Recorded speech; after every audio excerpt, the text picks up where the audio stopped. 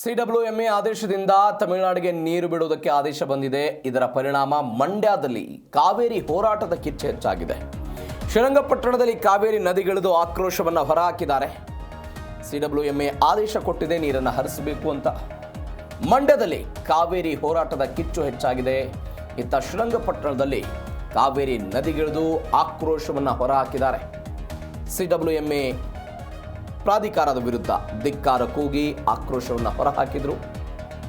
ಯಾವುದೇ ಕಾರಣಕ್ಕೂ ರಾಜ್ಯ ಸರ್ಕಾರ ನೀರನ್ನು ಹರಿಸಬಾರದು ಅಂತ ರೈತರೆಲ್ಲ ಆಗ್ರಹಿಸಿದ್ದಾರೆ. ದೃಶ್ಯದಲ್ಲಿ ನೀವು ನೋಡ್ತಾ ಇದ್ದೀರಿ, ರೈತ ಧ್ವಜವನ್ನು ಹಸಿರು ಬಾವುಟವನ್ನು ಹಿಡಿದುಕೊಂಡು ಕಾವೇರಿ ನದಿ ನೀರಲ್ಲಿ ಇಳಿದು ಪ್ರತಿಭಟನೆ ಮಾಡಿರೋದನ್ನು ನೋಡ್ತಾ ಇದ್ದೀರಿ. ರಾಜ್ಯ ಸರ್ಕಾರಕ್ಕೆಲ್ಲ ಧಿಕ್ಕಾರ ಕೂಗಿದ್ದಾರೆ.